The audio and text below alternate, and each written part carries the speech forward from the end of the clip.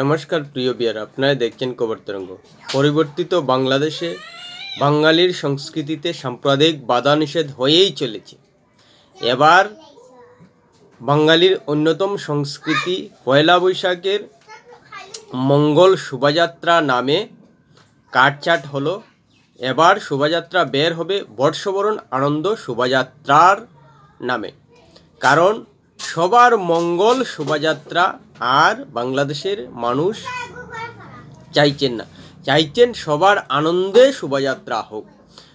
মঙ্গল নাকি একটা সাম্প্রদায়িক শব্দ,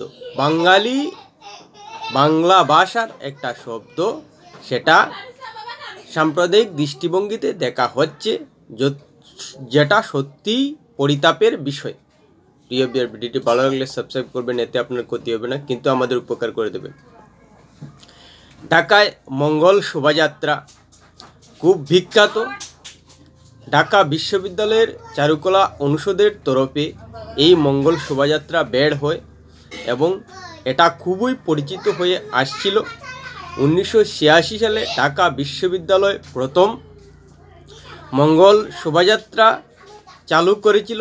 তারপর থেকে সেটা চলে আসছে পয়লা বৈশাখে নতুন বছরকে নতুন উন্মাদনায় স্বাগত জানাতে ঢাকা বিশ্ববিদ্যালয় যে শোভাযাত্রা শুরু করেছিল, সেটা যে বাঙালি মনে প্রাণ থেকে গ্রহণ করেছে, ইউনেস্কো কর্তৃক স্বীকৃতি সেটা বুঝিয়ে দিয়েছে। 2016 সালে ইউনেস্কো অপরিমেয় সংস্কৃতি বলে মঙ্গল শোভাযাত্রাকে স্বীকৃতি দিয়েছে, আর সেই মঙ্গলকে সাম্প্রদায়িক দৃষ্টিভঙ্গিতে দেখছে পরিবর্তিত বাংলাদেশ, যার কারণেই মঙ্গলের শব্দে কাটা পড়েছে। এবার আনন্দ হবে, আনন্দই আর আনন্দ, কারণ আর মঙ্গল চায় না অপরিবর্তিত বাংলাদেশের ইউনূস সরকার, কারণ তারা সবার আনন্দ চায়, কারো মঙ্গল চায় না। যার কারণেই মঙ্গল একটা সাম্প্রদায়িক শব্দ, সেটা পরিবর্তন করেছে। শব্দ বাংলার শব্দ, তাতেও যদি সাম্প্রদায়িক বিষয় এসে যায়, আর কিছু বলার ভাষা নেই।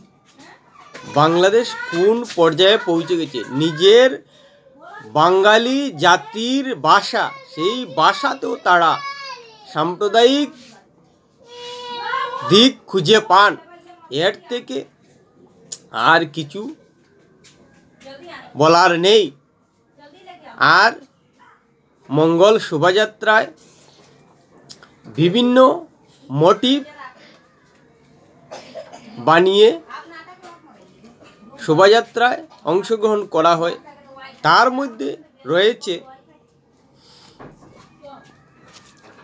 পায়রা, মাছ, বক, মানুষ, বাঘ, ইলিশ মাছ, পালকি, তরমুজ, রঙিন চরকি, বাঘের মাথা, পাকা মাছের ঢোলা সহ নানা ধরনের আকৃতির মোটিভ। আর এটাই মানুষকে আকর্ষণ করে, যার কারণে ঢাকা বিশ্ববিদ্যালয়ের তরফে যে মঙ্গল শোভাযাত্রা বের হয় তা সারা বিশ্বের নজর কাড়ে।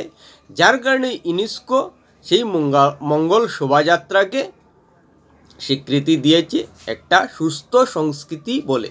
কিন্তু সেই সুস্থ সংস্কৃতি নাকি সাম্প্রদায়িক শব্দে ভূষিত, এ ধরনের দিক দেখতে পাচ্ছি বর্তমানের বাংলাদেশের অন্তর্বর্তী সরকার। যার কারণে মঙ্গল শোভাযাত্রা পরিবর্তন করে তারা বর্ষবরণ আনন্দ শোভাযাত্রা রাখছে, আর পয়লা বৈশাখ হবে কিন্তু নাম পরিবর্তন করে, অর্থাৎ মঙ্গল শোভাযাত্রা আর থাকবে না, আর কারো মঙ্গল কামনা করা হবে না, শুধু সবার আনন্দ হবে।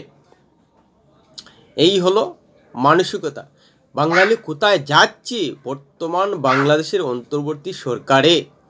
হয়তো এবছর নাম পরিবর্তন করেছে। সামনের বছর হয়তো দেখতে পাবো যে মঙ্গল শোভাযাত্রাটি সাম্প্রদায়িক, তাই এটা বন্ধ করা দরকার। কারণ ইসলাম ধর্মের সঙ্গে সাংঘর্ষিক এই শোভাযাত্রা, অর্থাৎ ইসলাম নিজের মতামতের বাইরে গিয়ে যে কোনো কার্যকলাপ হোক না কেন সেটা সহ্য করে না, টলারেট করে না, গ্রহণ করে না, এটাই বার্তা যাচ্ছে। অর্থাৎ বাংলাদেশে যে আরও অন্যান্য সম্প্রদায় রয়েছে, খ্রিস্টান, হিন্দু, বৌদ্ধ, তাদের যে নিজস্ব সংস্কৃতি রয়েছে এবং বাঙালির যে একটা আলাদা সংস্কৃতি রয়েছে, সেটা হিন্দু ধর্মের দিকেই বেশি গেছে। যেহেতু হিন্দু ধর্মটা সংস্কৃতিকে কেন্দ্র করেই গড়ে উঠেছে বাঙালির ক্ষেত্রে, তাই সারা বাংলাদেশেই যেখানে হিন্দুদের বাস অধিক, সেখানে ধর্মকে উপলক্ষ করে নানা সাংস্কৃতিক কর্মকাণ্ড দেখা যায়। আর তার সঙ্গেই ইসলামের বিরোধ দেখা যাচ্ছে। আসলেই ইসলাম ধর্ম যে অন্য ধর্মের সংস্কৃতিকে গ্রহণ করে না, সেটাই যেন আবার প্রমাণ করে দিল মঙ্গল শোভাযাত্রার নাম পরিবর্তন করে।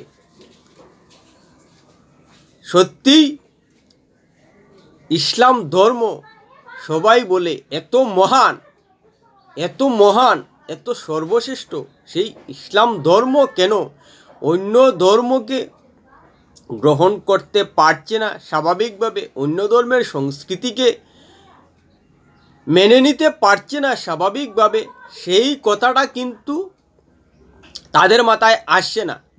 যদি অন্য ধর্মের সংস্কৃতি, অন্য ধর্মকে না মানতে পারে ইসলাম, তাহলে সেই ধর্ম কী করে মহান সর্বশ্রেষ্ঠ হতে পারে, সেই কথাটা কিন্তু তাদের মাথায় আসে না।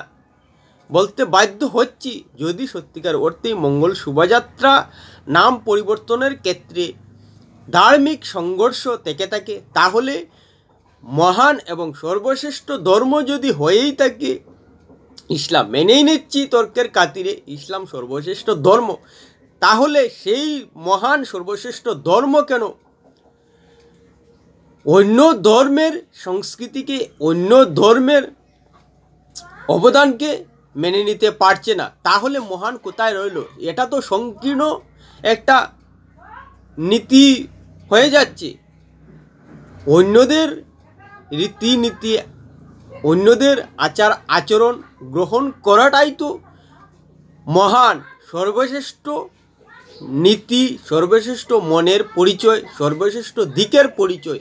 তাহলে অন্য ধর্মের সংস্কৃতিকে গ্রহণ না করা, মেনে না নেওয়াটা সংকীর্ণ মানসিকতা। সেই সংকীর্ণ মানসিকতা থেকে কেন বেরিয়ে আসতে পারছে না?